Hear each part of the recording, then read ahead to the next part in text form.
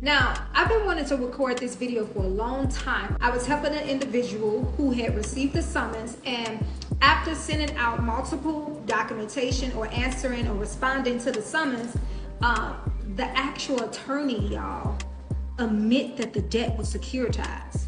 You may want to stick around for this, okay? They sent a letter and email saying, hey, it was our mistake. We see that the debt was securitized. That's big. Let me show you.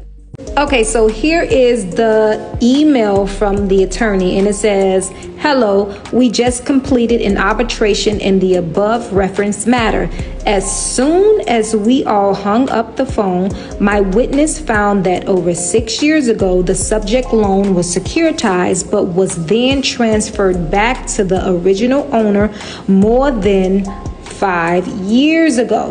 According to my witness, on account 3936 the loan originated under the One Main Financial Group. On 7/17/2018, on 3/7/2019, the loan was securitized with Wilmington Trust as issuer, loan trustee for One Main Financial Issuance Trust. However, One Main Financial Group remained the servicer of the loan and retained all loan documentation. On 4/7/2020, the loan was transferred back to One Main Financial Group. I will be mailing a copy of this email to Jane Doe since I do not have an email for her. Does the arbitrator want to hold an additional hearing on this matter? I can also submit a written brief regarding this matter. My witness apologized profusely for the mistake. It has been such a long time ago that the securitization happened and then undone, so to speak. It wasn't immediately apparent from the notes he was reviewing in real time. I don't know, man. An apology is just not good enough. Do you see this? They are admitting that it was, securitized. This statement supports her whole defense. The attorney voluntarily stated that the loan was securitized and sold to a trust and eventually sold back to One Main Financial Group. Are you hearing me?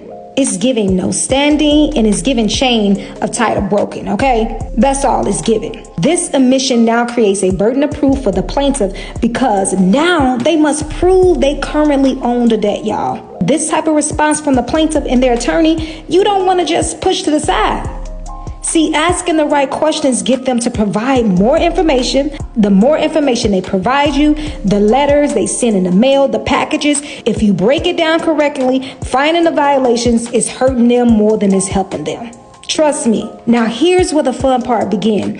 Before you can even discuss with the plaintiff about the loan being transferred back to One Main, they must first provide you evidence that the loan was even securitized and put into the trust in the first place. This is what the attorney said in writing. This is their statement that the loan was securitized. Y'all ever heard that saying, anything you say can and will be used against you?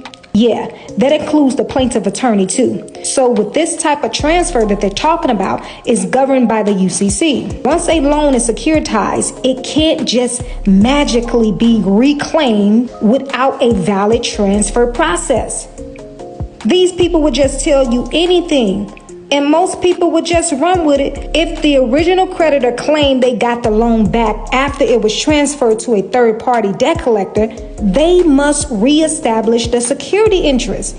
Okay, and that's under UCC 9203B. What does that mean? A new contract or a security agreement should be created between the consumer and the creditor. Why? Because the original security interest, the original contract was broken. Come on, is somebody following me? If it was securitized and sold into a trust, the original contract is broken. Once the account left their possession, they no longer have enforceable rights to collect or sue. They can't sue you. They must follow proper steps under the UCC to reestablish the interest.